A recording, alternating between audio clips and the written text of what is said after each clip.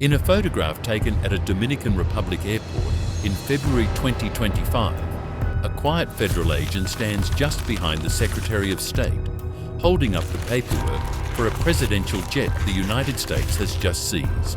Nobody watching that day knew his name.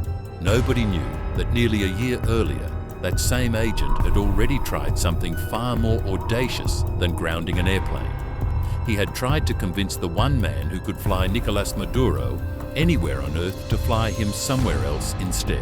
His name was Edwin Lopez. For 16 months, a former Army Ranger turned Homeland Security agent ran a recruitment operation that looked less like a federal case file and more like something lifted from the Cold War. Secret meetings, encrypted messages, a fortune offered in exchange for one act of betrayal. This is not the story of the raid that finally captured Maduro. Everyone has already seen those headlines. This is the story of what came before it, the quiet plan that almost worked, and the man Washington needed to break first. 2 private jets, a pilot with unquestioned access, and a federal agent patient enough to wait 16 months for one word. Yes, those jets had carried Maduro to Tehran, to Havana, to Moscow, capitals openly hostile to Washington. The story begins in April 2024, when a tipster walked into the US Embassy in the Dominican Republic with a specific claim. 2 aircraft linked to Maduro, a Dassault Falcon 2000EX and a Dassault Falcon 900EX, were sitting in a hangar for repairs that likely violated US sanctions. For Edwin Lopez, the Homeland Security attaché stationed in Santo Domingo, it was the kind of tip that could go nowhere. Instead, it opened a door nobody expected. What does it take to convince a loyal soldier to betray the man he serves? Lopez was about to find out. A delegation of Venezuelan Air Force personnel soon arrived to retrieve the planes, and Lopez secured permission to speak with them directly. Among the 5 pilots sent to collect the jets was a colonel named Bitner Villegas, a trusted member of Maduro's presidential honor guard. He was not just a pilot, he was the man who sat in the cockpit every time Maduro left the country, the one person with more access to the president's movements than almost anyone alive. In May 2024, at an executive airport in Santo Domingo, Lopez made his move. He told Villegas that if he diverted Maduro's flight to a place where American authorities could take custody, he would become a wealthy man, protected, relocated, celebrated. The rendezvous point could be his choice: the Dominican Republic, Puerto Rico, or the US naval base at Guantanamo Bay. Villegas did not say yes. He also did not say no. He left the meeting without commitment, but he gave Lopez something almost as valuable: his phone number. For Lopez, this was not a routine assignment. He was a 50-year-old former Army Ranger from Puerto Rico, the kind of agent who had spent a career working cases nobody outside a small circle would ever hear about. Turning one loyal colonel against the president he served was not police work. It was the kind of operation usually reserved for intelligence agencies, not customs attachés. The jets Lopez had stumbled onto were not ordinary aircraft. They were the planes that carried Maduro across the world, often into the arms of governments Washington considered adversaries. Grounding them for repairs in a US-friendly country was, in hindsight, a rare crack in the armor around a president who almost never left home undefended. One phone number was all Lopez had, and 16 months to make it count. For months, nothing happened. Villegas did not reach out. Lopez did not push. Instead, the 2 men settled into an uneasy rhythm of contact through encrypted messaging apps, a slow-motion courtship built on silence as much as words. What Lopez was running was never just his own initiative. It sat inside a much larger campaign, one where Washington had already labeled Maduro a narco-trafficker, filed federal charges against him, and begun raising a bounty for his capture that would eventually reach $50 million. Lopez's quiet recruitment attempt was the covert front of a pressure campaign that was, in public, getting louder by the month. That pressure campaign has not stopped, and neither has its consequences. As of this year, Maduro is sitting in a US federal courtroom, indicted, awaiting trial on the very narco-trafficking charges that first justified pursuing him. The same legal case that Lopez's covert plan was quietly built to serve, months before anyone in the public knew his name. Every hearing in that courtroom traces back, in part, to the failed handshake that never came in Santo Domingo. Then, unexpectedly, a former US Treasury official posted something strange on social media. A birthday message to General Bitner, complete with photographs, wishing Villegas a happy birthday in public for the world to see. It looked harmless. It was not. Somewhere in Caracas, someone was already asking why the pilot's photo had surfaced. Inside Maduro's inner circle, loyalty is currency, and questions about loyalty spread fast. A public photograph tying Villegas to an American official was exactly the kind of detail that could plant doubt in the mind of a president who trusted very few people completely. By July 2025, Lopez had retired from federal service. Most agents would have let the file close with them. Lopez did not.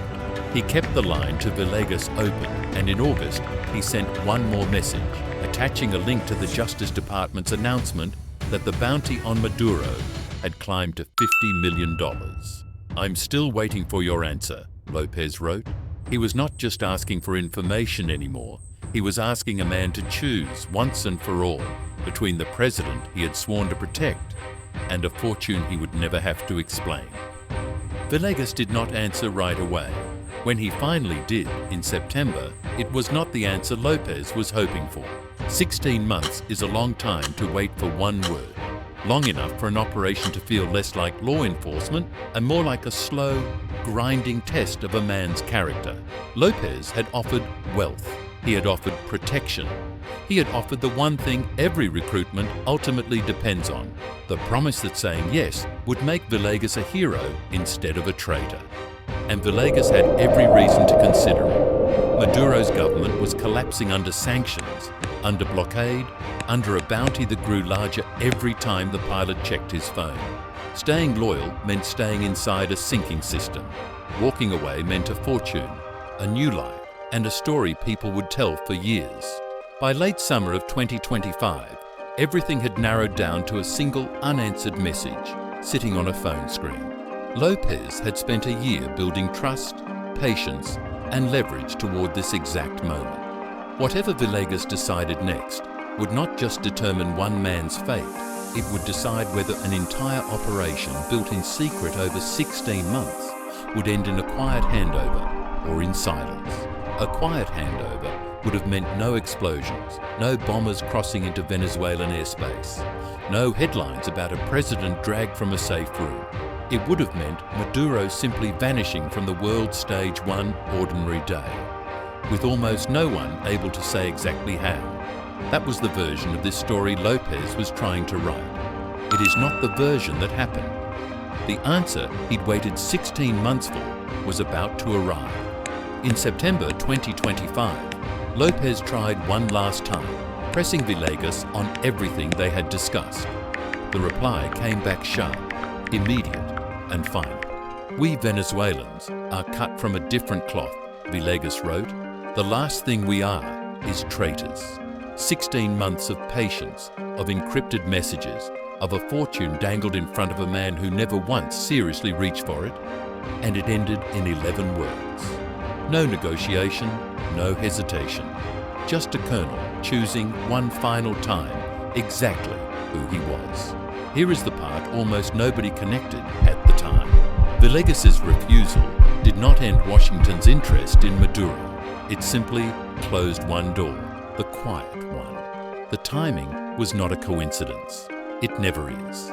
Months after that final message, with the covert path closed and the pressure campaign still climbing, Washington reached for a different option entirely. On January 3rd, 2026, roughly 150 aircraft moved into position, and US Special Forces launched a raid on Caracas that would end with Maduro in American custody within hours. The operation that followed was nothing like Lopez's plan. There was no hangar meeting, no encrypted goodbye. There was a 5-hour operation involving jets taking off from 20 separate air bases, precision strikes on military infrastructure, and a president taken from his own compound by force. What the quiet plan tried to accomplish through trust, the loud plan accomplished through overwhelming force. Trump himself later called it one of the most effective displays of American military power in the country's history, comparing its difficulty to the raid that killed Osama bin Laden. World leaders condemned the operation as a violation of sovereignty. Washington called it justice, more than a year in the making. Somewhere in that 5-hour operation was the ghost of Lopez's failed plan, proof that Washington had tried the quiet way first, and only turned to force once a colonel's conscience closed that door for good. For Lopez, the failure must have felt personal. He had spent over a year building something that looked, from the outside, almost like a friendship, a shared understanding forged over hundreds of messages, one man patiently waiting for another to trust him completely. In the end, trust was exactly what Villegas refused to give away. And for Villegas, the choice carried its own weight. Staying loyal did not mean staying safe. Maduro's government would fall within months regardless of what his pilot decided, and the colonel who refused $50 million would watch it collapse from the inside, having gained nothing but the ability to say, he never broke. Would that raid have happened anyway, even if Villegas had said yes? No one can say for certain. What is certain is that the quiet option was tried first, and it was a colonel's loyalty, not a lack of American resolve, that closed it. The pilot who refused a fortune became, without ever asking for it, one of the last people who could have changed how this story ended. He chose silence over betrayal. History chose force over patience. And once that door closed, there was only one option left on the table. The next time the world heard Maduro's name, it was already over. Villegas said no, but the men asking weren't finished yet. Today, Nicolás Maduro sits in US custody, facing charges that trace back to the same accusations Lopez once used as leverage in a hangar in Santo Domingo. The case against him continues to move through the American legal system, months after the raid that finally brought him there. Edwin Lopez has never spoken publicly about the operation. What is known about him comes entirely from documents and messages other people chose to reveal. He remains, even now, mostly a name attached to a photograph, the quiet man standing just out of frame in a much louder story. As for Bitner Villegas, no public record shows what became of him after his final message went unanswered. Whether he still flies, whether he ever faced suspicion inside a collapsing government, whether Maduro himself ever learned how close his own pilot came to saying yes, none of it has ever been confirmed. What remains is the record itself, the texts, the meetings, the 11 words that closed a door in September and helped open another one in January. A quiet operation that nearly rewrote history and instead became its forgotten first chapter. Somewhere, the phone Lopez used to send that last message still exists. The final unanswered plea sitting in a thread that never got closed properly. It just went quiet, the way most stories like this one do. Not with a headline, not with a confession, just a silence that lasted long enough for a much bigger, much louder plan to take its place.